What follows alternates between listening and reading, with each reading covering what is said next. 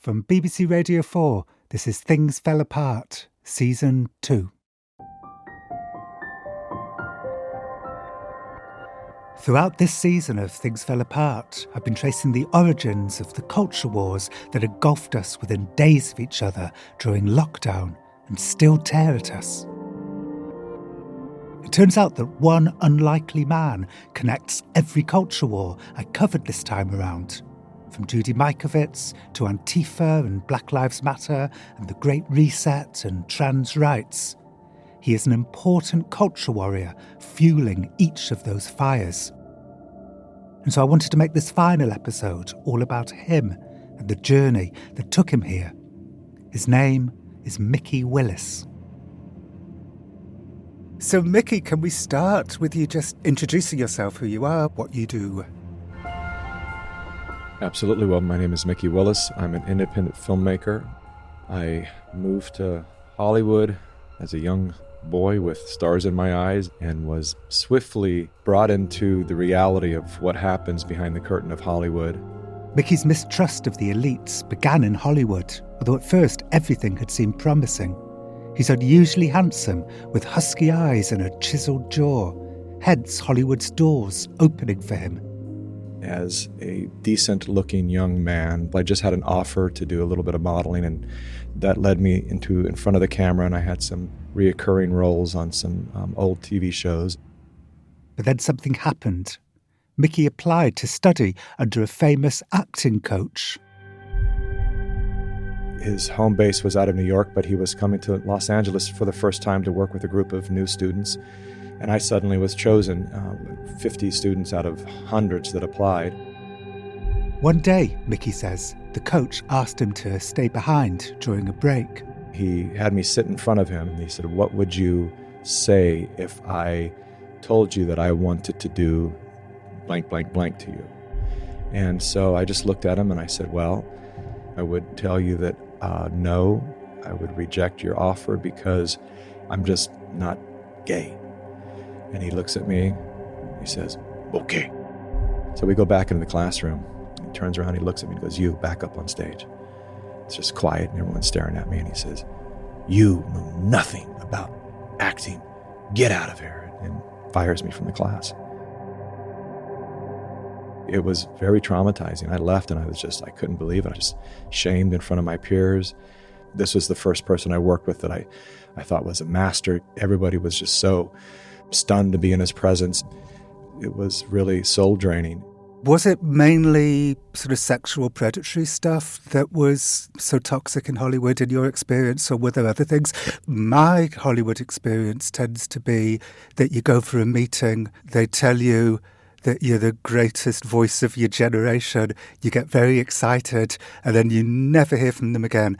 I remember the actor Stephen Mangan said that in Hollywood they kill you with encouragement. So there are lots of different ways to be bruised in Hollywood. There's always this feeling. I've had so many friends, they're just on the verge of making it. Now I'm 46, now I'm 50. And there have been a couple of them that have landed it. But I will tell you this, the few of my friends who actually did land the big break, they're not doing well right now. They're either addicted to drugs, they're estranged from their children. Right. Everyone in Hollywood is looking up at the big houses on the hills, wishing that they could be living in one of those houses. And then when you go into one of those houses, everyone's miserable and crazy. Yeah. Like Sunset Boulevard. Yeah, that's right. It wasn't just Mikki's Hollywood dreams that were crumbling in the 90s. His family life was in turmoil too. So my brother lived with AIDS for a number of years. The scientists in charge of fighting the AIDS epidemic back then were recommending an experimental drug, AZT. And pretty much told everyone that it was the miracle cure. So my mom got the medicine for my brother. He was actually doing well. But my mom said, "Listen, America's top doctor is suggesting this, and your doctor is suggesting it, so let's try it." And meanwhile, his friends, his gay community was telling my mom, "Don't do it. This stuff is killing people." And she thought, well, who do I listen to? And so she chose to listen to the science. She kept him on the medicine. And it eventually killed him. And the grief of that took my mother's life. She lived with cancer forever and would have lived a full life. But we buried her 34 days after my brother had passed away. And so that was a real wake-up call for me that there was something terribly wrong within Western medicine. I have only partial knowledge and understanding of AZT. I know that the side effects were terrible, but AZT actually killing people? There's 300,000 people that can be proven that were killed by AZT, and that's a fraction of the reported numbers, so it goes way beyond that. Mikki's mistrust of Western medicine will, as you'll see, become a huge part of this story. During COVID and lockdown, his vaccine hesitancy will convince great numbers of people to be hesitant too. And so I wanted to fact-check his claims about AZT with as unaligned a person as possible. My name is Peter Arno, and I am a health economist and Director of Health Policy Research at the University of Massachusetts in Amherst. But back in the late 80s, Peter was working in epidemiology in the Bronx, where I was a first-hand witness to the exploding AIDS epidemic. As an economist specialising in healthcare, Peter had his concerns about AZT and its manufacturer, the British company Burroughs Wellcome, from the beginning. For a start, they massively fast-tracked it onto the market. Then there was the price. The price of AZT was somewhere in the range of $8,000 to $10,000 a year. This is 1987. At the time, that was one of the most expensive drugs ever sold in the United States. Was Burroughs Wellcome exploiting the panic by charging so much? I thought so. AZT's high price did not reflect the development or production cost of the drug. It's worth pointing out that in 1989, Burroughs Wellcome, confronted by the mounting protests, did drop the price of AZT by 20%. But even so, as Peter says, they made billions and billions of dollars off the drug. I testified before the National AIDS Commission in Washington, and about a week or two later, I got this threatening letter from Burroughs Wellcome saying that if I didn't turn over the data that I had that proved that assertion, they would take further action. That really pissed me off, going through all that. That was the real motivation for me to write this book. Peter's book about the business of AIDS drug development ended up getting shortlisted for a Pulitzer. He studied the development of AZT and says that despite Mikki's contention, during the clinical trials, the patients on AZT fared dramatically better than those on placebo. AZT definitively prolonged the life of AIDS patients. Did AZT kill anyone? Well, it's certainly possible, but I am aware of no credible evidence at all that AZT killed people. And the claim that it killed more people than the virus itself is just a ludicrous claim. Now, that doesn't mean that the drug was a miracle cure or anything. People on AZT in those early days clearly lived longer, but they did mostly die of the disease. Is it possible that the gay community back then, they were seeing the side effects of AZT, which could be very severe, and they were seeing people dying, and then they put two and two together and made five and thought that AZT was killing people when it wasn't? There's no doubt that some people believe that AZT was hurting them, but there's no evidence that that's true. Still, whatever the cause of Mikki's brother's death, he had lost his life, and so had Mikki's mother. Between those tragedies and Mikki's Hollywood experiences, this was surely his rock bottom. But then something happened in a bookstore in San Francisco. Something that would totally change Mikki's life. I love how much homework you've done on me. I was at an old bookstore in San Francisco, and they happened to have this entire collection, Joseph Campbell, VHS tapes, and I bought them all. And I just soaked up everything the man had to say. It's a man who spent his life studying all the mythologies, from the cave wall etchings to the stories around the campfire. He spent a lifetime analyzing these stories to find what is the commonality between these stories, and he found that there was a hero's journey that all these stories told, and it was a very, very similar story. Why are there so many stories of the hero or of heroes in mythology? Well, because that's what's worth writing about. This is Joseph Campbell in conversation at George Lucas's ranch for the VHS that Mikki watched.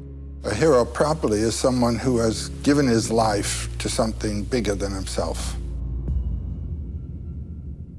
I'm John Booker. I'm the executive director of the Joseph Campbell Foundation.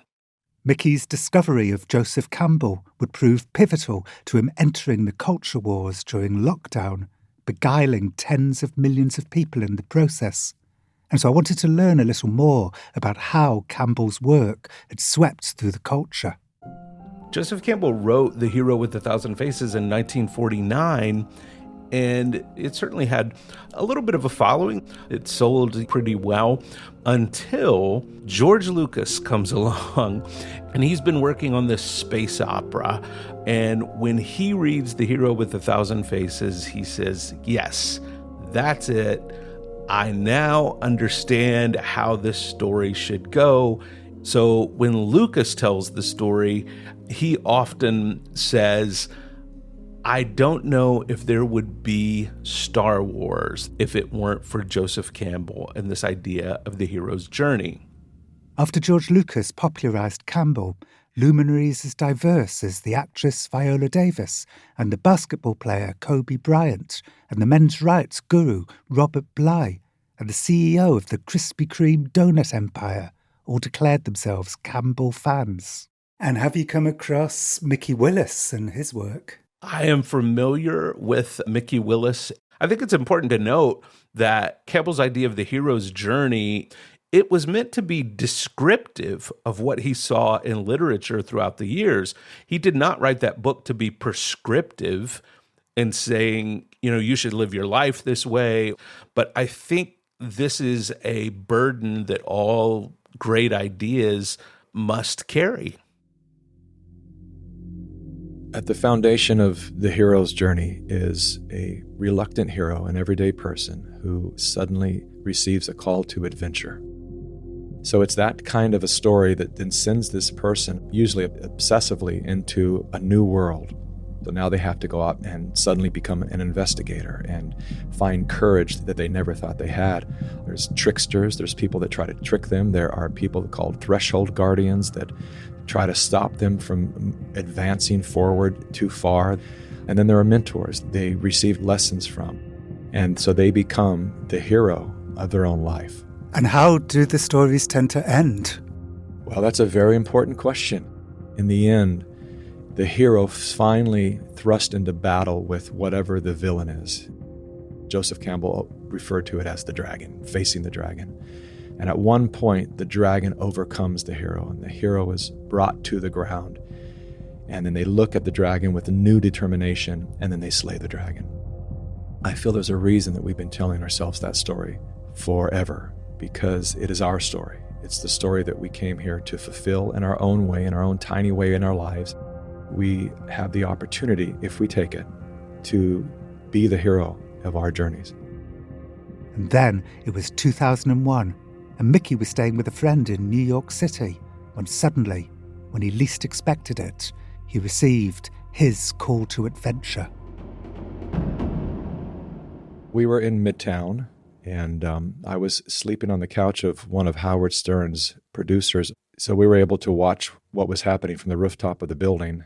Oh, my God. Oh, my God. That looks like a second plane. We just saw another plane coming in from the side. And both of us had the inclination to hop on bicycles and rush down to the scene. And because of this person's status in New York, he had media badges, and they allowed us in, and I stayed there for 72 hours. We never found a living person, but we were able to save a rescue dog, and in many ways, I always say it was kind of my own life that was saved that day, that was excavated from the pile of rubble that had become my life after having been in Hollywood for so long.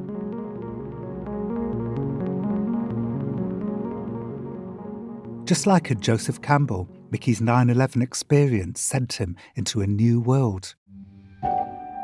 He left Hollywood and set up a production company, developing esoteric documentaries, including one about a man who had found a cursed bone in an ancient Mayan burial chamber and then got diagnosed with bone cancer. Then, in 2015, Mikki had an unexpected viral hit.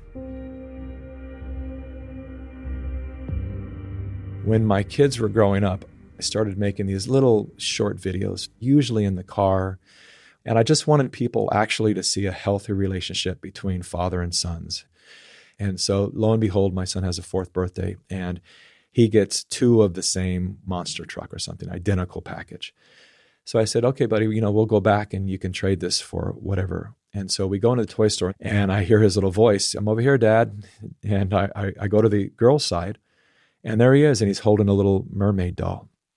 And he goes, I want this. And I said, are you sure? I said, why do you want that, buddy? He goes, I said, I want it. And we ring it up, and I take my boys out to lunch, and my boy's playing with this mermaid doll. And I look across, and there's 2 older women are having lunch, and one of them kind of nudged the other one to look at my boys, and then they snarl at each other and shake their head like that's disgusting. And I thought, wow, really? I was a little steamed over it. I wanted to say something to them, but I just let it go. But I got in the car, I turned my phone on, and I make this little video basically saying, listen. Now, how do you think a dad feels when his son wants to get this? At this point, Mikki's son holds up the Little Mermaid doll to the camera with its pink tiara and gown and mane of red hair. Yeah! That's how I feel. Right, Zuri? I let my boys choose their life, right? We just say, whatever. Yeah! We say, yeah, choose it. Choose your expression, choose what you're into, choose your sexuality, choose whatever, and you have my promise right now, both of you, as we sit in this car, this hot car, you have my promise forever to love you and accept you no matter what life you choose. Yeah!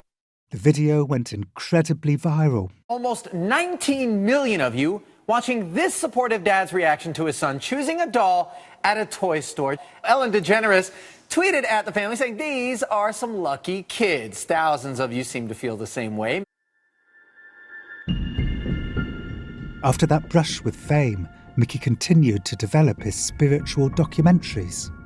One day, in 2019, he was invited to make a film about a former scientist turned self-proclaimed whistleblower named Judy Mikovits.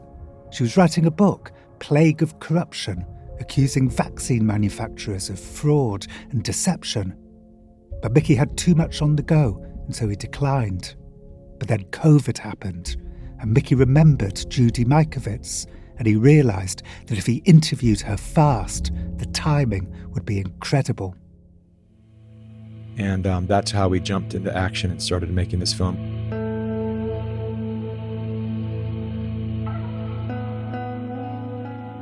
Dr. Judy Mikovits has been called one of the most accomplished scientists of her generation. At the height of her career, Dr. Mikovits published a blockbuster article in the journal Science.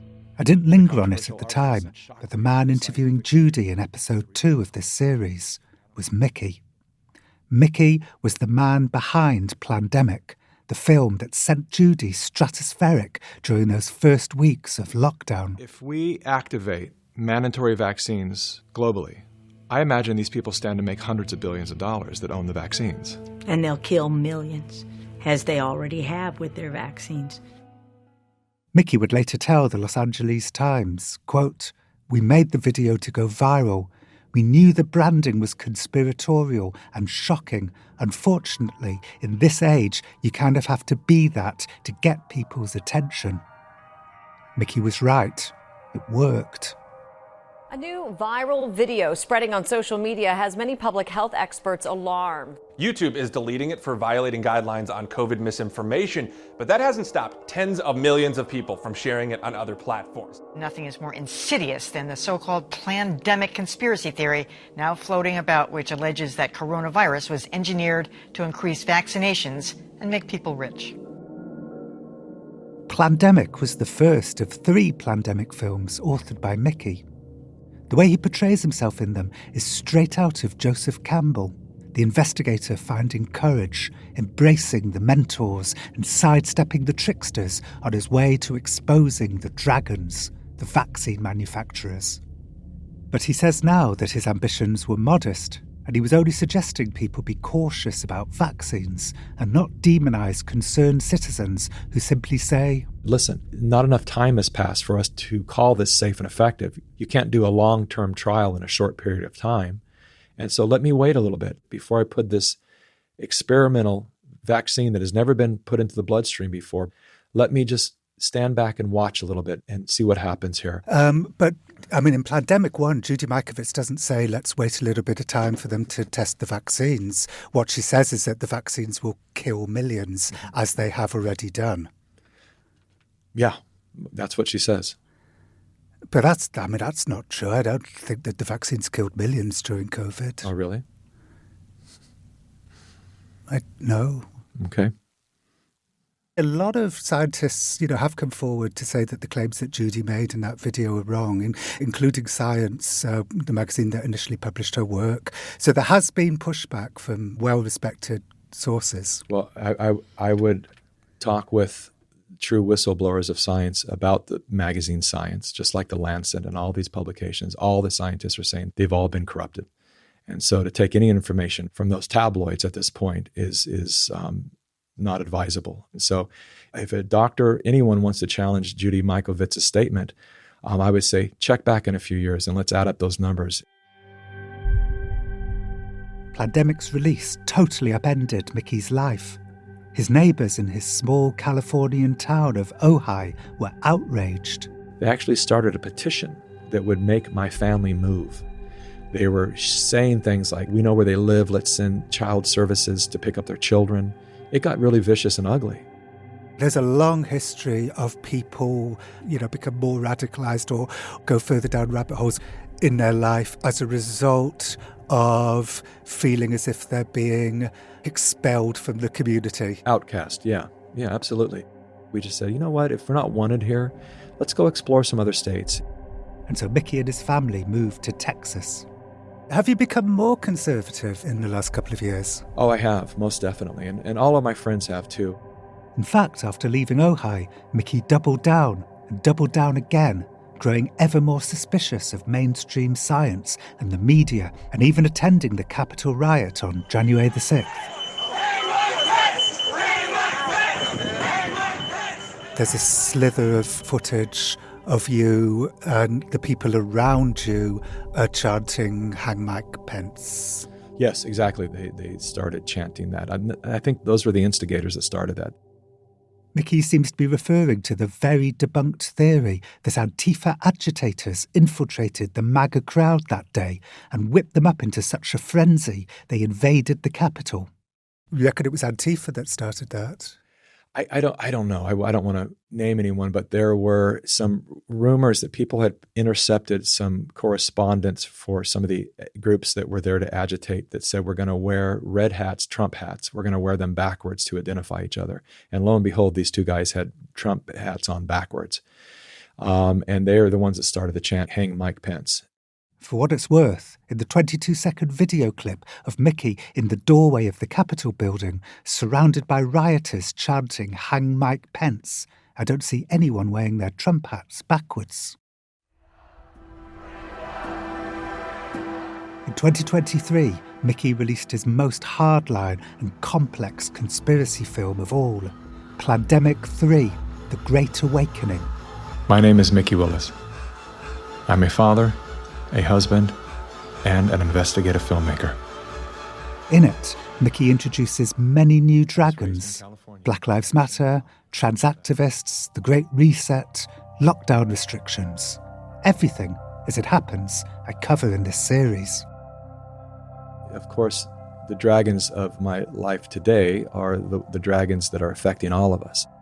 But these aren't unconnected enemies, Mikki says. They're all in it together. A unified communist plot to destroy the nuclear family and enslave us. Plandemic 3's thesis may sound convoluted, but Mikki says that the clues are everywhere. Like how the World Economic Forum's Klaus Schwab wants to force us to live in pods and eat insects. In 2014, Klaus Schwab called for the Great Reset. We need a Great Reset. His endgame mission is to replace independent governance with a top-down controlled, one world government, and a central bank-controlled digital currency. When they say, you'll be happy, what they mean is, you'll be enslaved. That's why they're talking. Yeah, this is all stuff that they are constantly talking about. You know, that there will be a point when we will dine on insects. Comes out of the World Economic Forum. It's nothing that I made up. And one of their mottos is, you will own nothing and be happy. But there's something Klaus Schwab can't control, and that's men and women loving each other and wanting to start families. For the total enslavement of the people, Schwab would need to destroy that, which is where, Mikki says, trans rights activists enter the conspiracy. Their role is to erase gender lines and make people less attracted to each other. When the primal instincts of being attracted to the opposite sex are taken away, then we lose the desire to create family, which is leading us towards literally a society collapse. Which is why Mikki is now renouncing some of that sweet video he made with his son and the Little Mermaid doll. Now, I made the mistake of using terminology that could have had a better choice of words. I said, whatever your sexuality, whatever you're into, whatever you do, I'm telling people that I'm going to love my boy no matter what, and which is the truth. And by sexuality, I meant his sexual expression. If he grows up to be less manly and softer, that's what I meant by that. And this thing goes mega viral. It gets over 100 million views, and I couldn't figure it out. I have news trucks show up at my house. I'm receiving gifts from shaving companies, and I'm thinking, why? What is the big deal about this?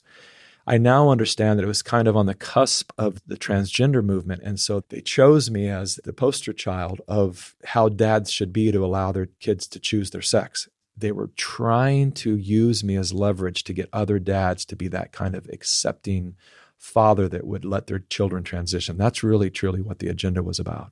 So have you had Plandemic fans criticize you for that video? Of course, yeah.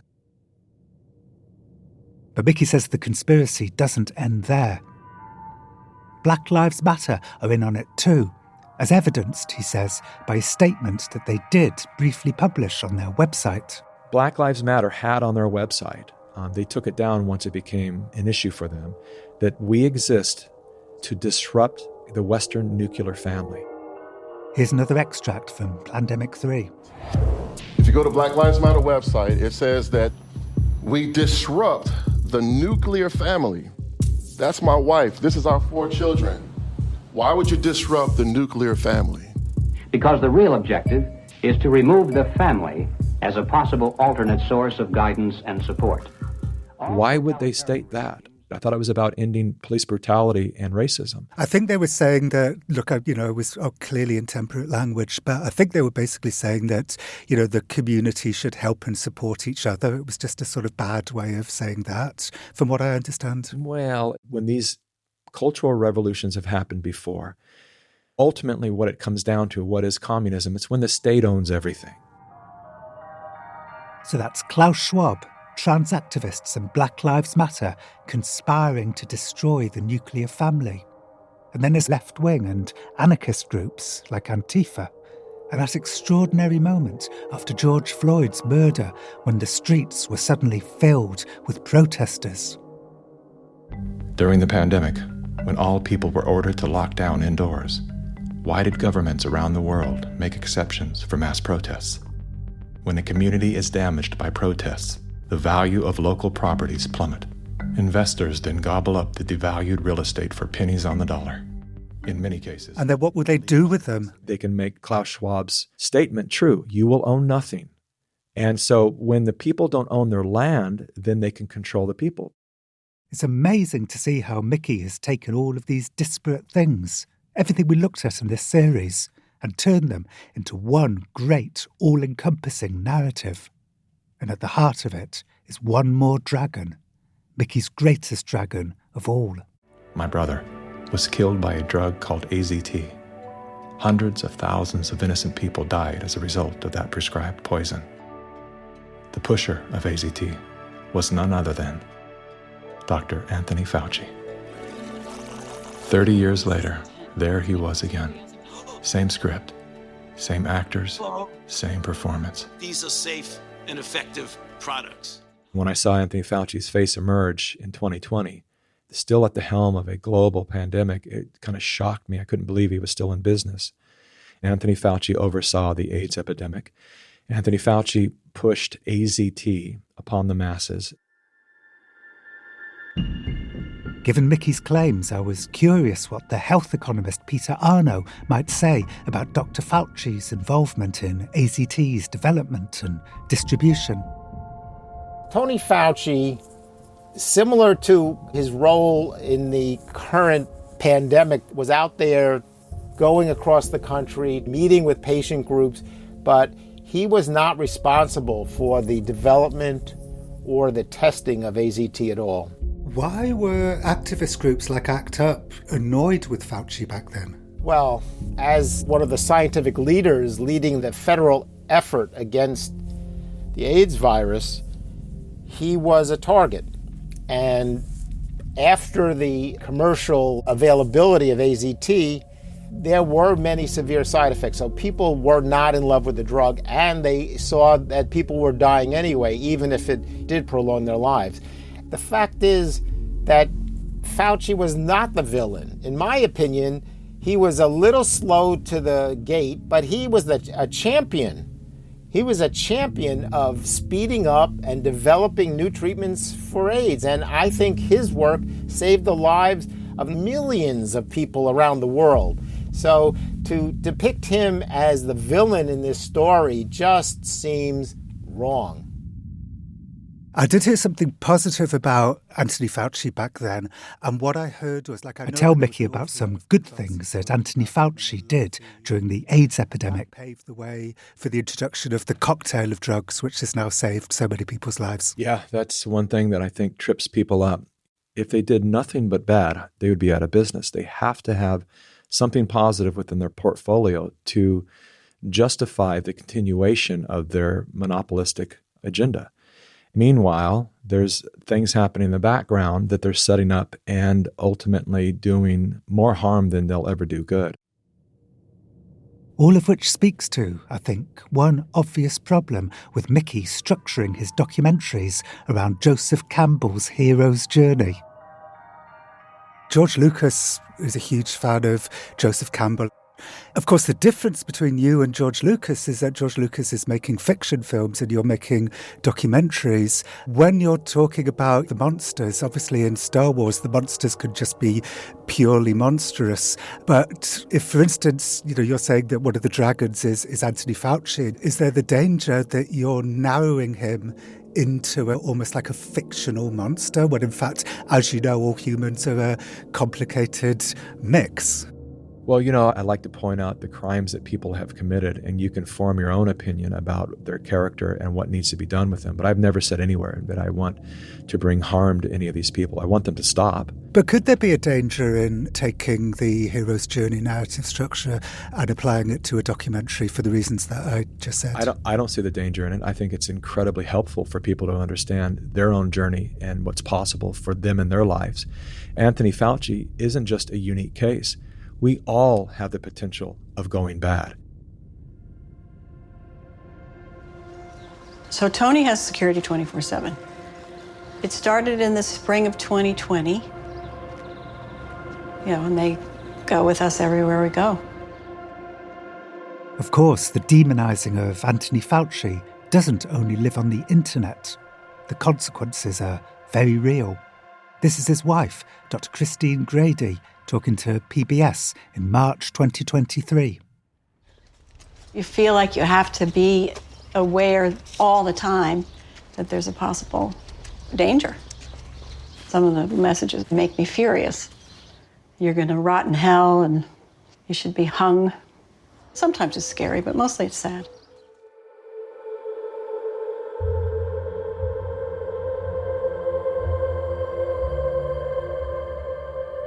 This has been a series about the culture wars that snowballed during lockdown, told by some of the main players.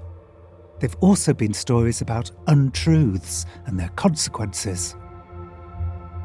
Excited delirium is not real, and George Floyd wasn't suffering from it. Judy Mikovits was not jailed by a medical establishment for exposing Big Pharma's deadly secrets, and vaccines aren't killing millions. I don't believe that COVID and lockdown were engineered to enslave the people. The family in the Big Bertha school bus weren't Antifa, and the media shouldn't scare people that way, nor forgo evidence for ideology. Children are not using cat litter boxes as toilets in American schools, and being confronted by uncomfortable ideas is not the same as suffering from PTSD. Finally, tempting as it always is, documentarians should try not to see the world in terms of heroes and dragons. We all get things wrong sometimes. No one is perfect. But as this series has shown, when untruths spread, the ripples can be devastating. And so it feels more important than ever to try to hold on to the truth, like driftwood in the ocean, because if not, we might drown.